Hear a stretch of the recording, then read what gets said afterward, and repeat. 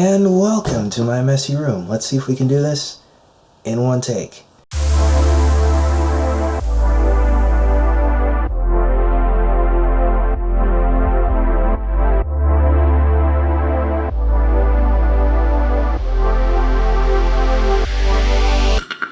So this is a little dark, but this is a review of the Logitech z623 2.1 speaker system.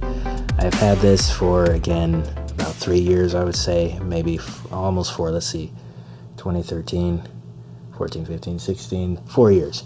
Okay, so I skipped this year, just in case you're wondering about my counting. So, the speakers, 2.1, which means 2 satellites, like this one. And this one, they call them satellites, and one mighty sub, which you can barely see right now. Let's turn this way. Well, it is dark and it is black, so, you know, kind of hard to see. Alright, so up here we have our volume controls, which I may have shown before. We have our volume, power, and our bass volume, which adjusts the subwoofer's volume. You can turn it all the way to the left, and that will turn it off. You won't be able to hear the impact. It's not really an impact, it's more of a rumble. The frequency of range of these were a bit hard to nail down, so once I find that again, I'll put that in the description. But they do have a fairly decent high frequency. It's a tiny bit hyped, I would say, but considering that these are plastic, they have a good sound to them. They are slightly angled like this, and that is to send the sound up and towards your face, or into the rest of the room. THX certified, which means they're very good on those movie soundtracks or whatever else. Music, I generally use them for music, actually, for mixing. Here we have our 3.5mm headphone jack, and this is actually an auxiliary input, so you could plug sound in. The place where I like to plug in most of my cords is at the back, so we're going to show you that. Oh, real quickly before I do that, same shape, but no notable controls on this one. But now let's descend beneath the table, the desk, and check out what is happening back here. Alright, so let's get a little bit more light on it.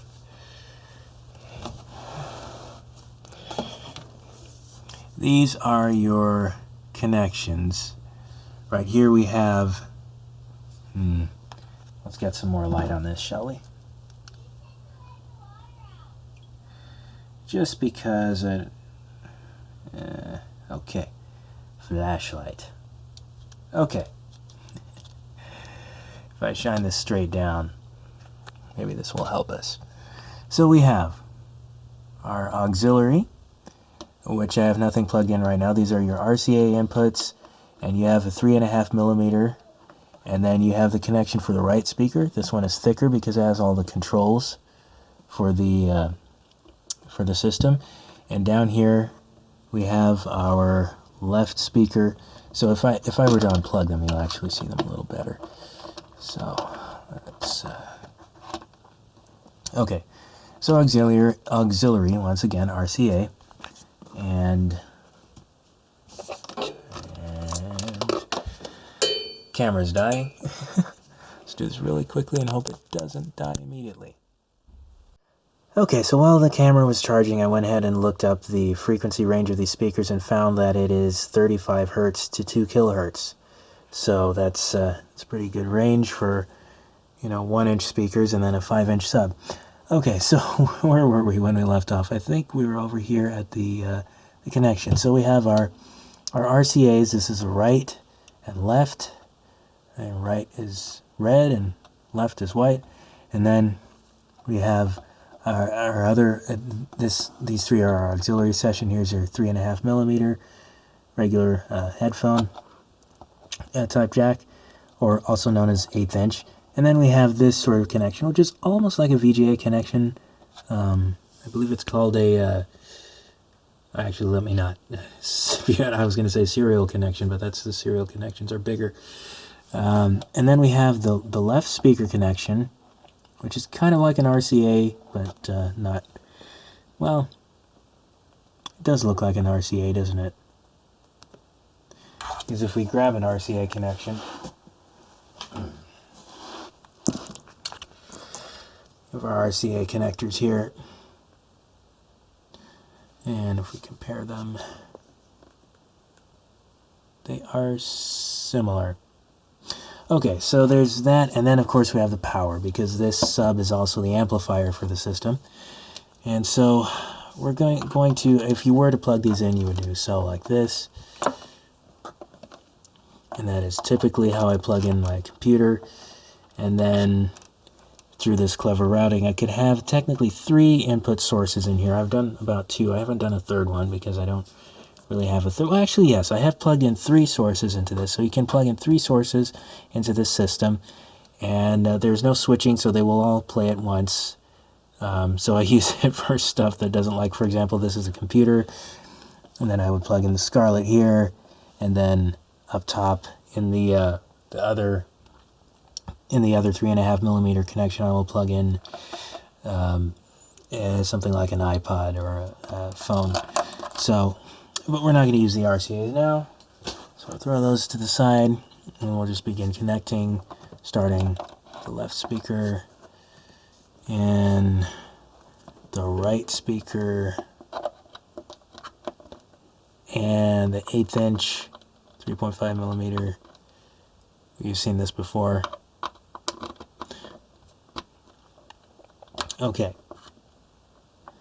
And now, of course, we need to plug into power. Otherwise, nothing will work, and we'll come up top. And we will push the power button. Okay. Now, we want, well, first we're going to turn the sub around. Because now it's pointing backwards, and you definitely don't want to fire it into a corner. So let me set this down so I don't give you such a rough ride. Just wait for me.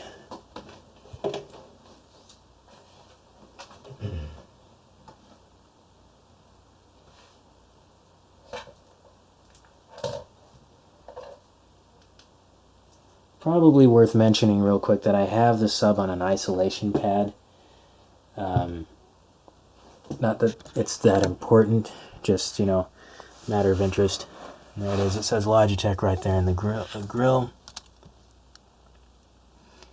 And you can see it better that way. Or on the cone, I should say, it says Logitech. Can do a nice little light show for you. No, that's probably not that interesting. Okay, take the light away. Because what you really care about is how it sounds. Now, it's probably going to be a little bit difficult to tell how it sounds just from this, but we're going to try. I have a piece of music loaded up, and we'll play that.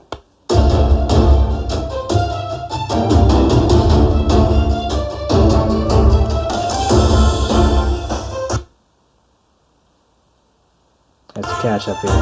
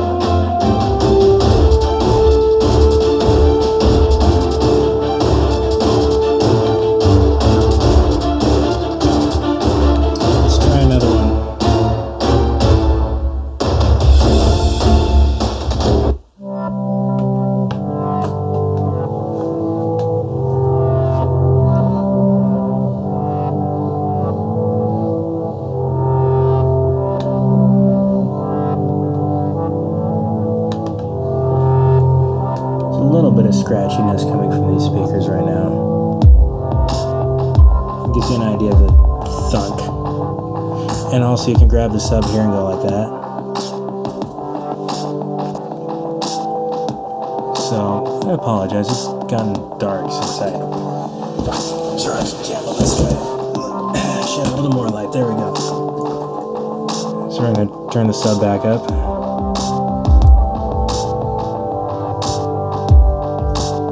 Turn it back down. So that's a little, and you can also turn it up, but I don't want it any louder because I am in a corner, and corners tend to collect low frequencies, and that's just not what we want right now. It makes it more boomy than it actually is. So put up at a moderate level for the corner. Okay, let's just one more piece real quick. If you watch my reviews, you're familiar with this.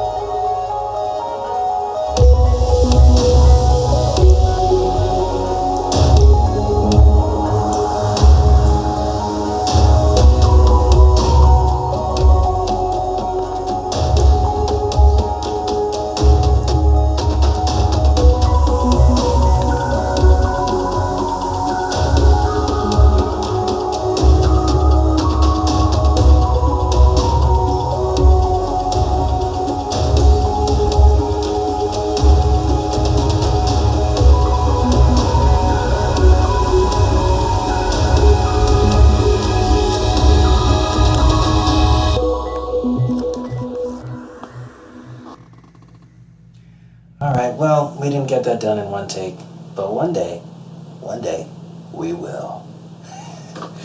Alright, but anyway, that's been a very brief review of the Logitech Z623 speakers.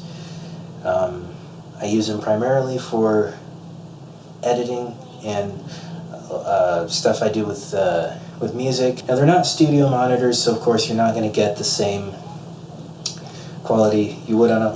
They're not flat, is what I'm trying to say. I have studio monitor headphones, and those are excellent. You should have studio monitor headphones or monitors if you can, because what they give you is a flat response. These are not flat. I haven't done too much with studio monitors, but I can say with the studio monitor headphones, even though they are clear and you can hear a lot of stuff, sometimes what they don't give you is a sense of what the low end is doing, because it's flat. You know, it's not... for example, I had some video shot in a car, and it sounded fine in the headphones with a flat response, but then I put it on the system, all of a sudden the room is shaking just from the road noise.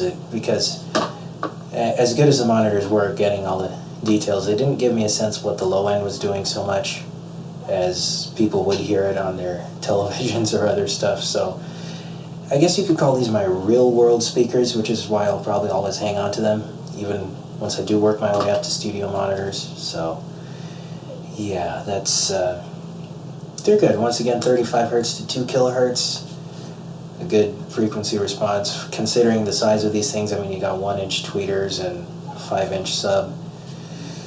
And oh, one more thing I forgot to mention, I was piping the sound through the Scarlett 2i2, so it sounds a little bit better than it does. It's a more full range of sound than you get coming just from a computer sound card. So other than that, I believe that is all I have to say about these speakers, and I've been enjoying them for the past 4 years. Okay, so I have one more thing to say. Alright, well, thanks for watching, and I'll catch you in the next video. I can't do those things. Oh, one more thing, price. I picked these speakers up for around $129 on Amazon. Right now they're running on eBay for around, let's see, $83. I'd say 83, 89, and then you got some replacement parts. So let's say around $90. Right now they're on Amazon for $119, the analog version. $149 analog/optical, which meaning you can have an optical input on it as well, and $141 for having the Bluetooth adapter with it, so you can, you know, connect your phone via Bluetooth, that sort of thing. So those are just to give you some idea, and I'll put links to those things in the description box. So there we are. All right, thanks again for watching. I think I'm actually done this time. All right,